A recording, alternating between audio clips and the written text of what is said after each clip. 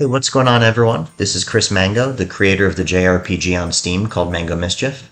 While the beginning part of my game, in the top left light blue part of the overworld map, holds your hand a little and gives you a pretty linear introduction to my game, the main purpose of today's video is to elaborate on the much larger non-linear progression that the game transitions into, and how I developed that part. Essentially, every area in the larger, dark blue region of the map can be reached by ship, including 8 important dungeons that can be completed in any order.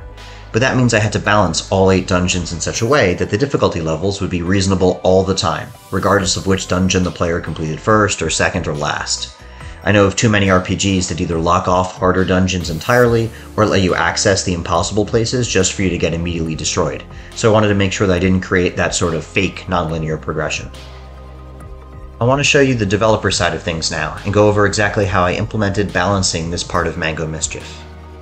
Alright, I have RPG Maker MV opened. This is the game engine that I used to create my game.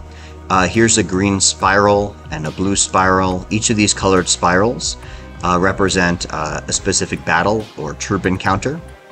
There are 4 in this specific room, and if I double click on one of them, you'll see that, along with other information, there's a conditional here.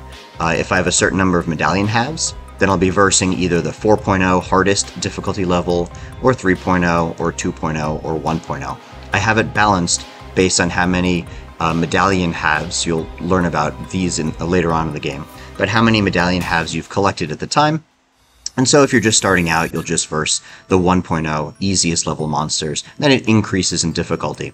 So this was one way I ended up actually balancing the game, based on your progression, because regardless of which of the 8 dungeons you proceed through first, or second, or third, or fourth, you'll still be collecting a medallion half from each of the 8 dungeons. If I were to go into a little bit more depth into what a 1.0 battle looks like, a 2.0 battle looks like, then I'd have to head over to my systems database here. I think my troops tab should have some of this information. Here are the different F1.0, 2.0, 3.0, 4.0 situations. You'll see they all look the same, but in reality, these identical looking monsters all have different stats. I've made them more powerful or less powerful, depending on if they're in the 1.0 troop, the 2.0 troop, the 3.0, or the 4.0 troop. Each enemy I had to balance.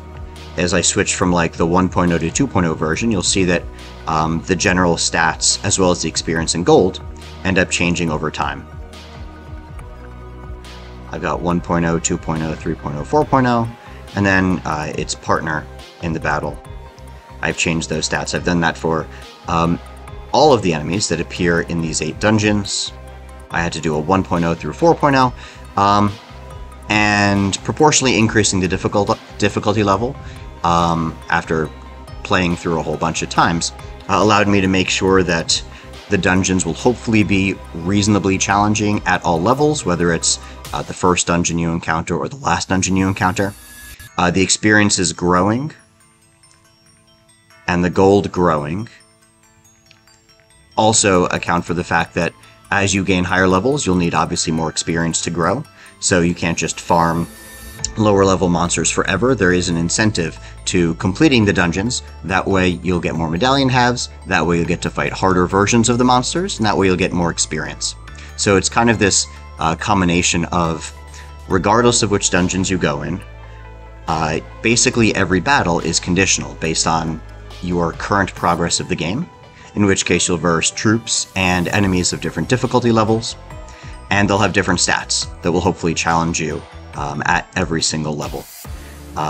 It was probably the most work I had to do throughout the entire game, making sure everything seemed pretty balanced, but it was fun. It was a lot of math, it was a lot of trial and error, tinkering with the different agility stats, and attack stats, and defense stats, and experience and gold, to make sure every battle at every level was worthwhile. Thanks for watching. If you'd like to see more clips about Mango Mischief, please like this video and subscribe to my channel. The Steam link for my game, as well as all Mango Mischief social media links, are posted in this video's description.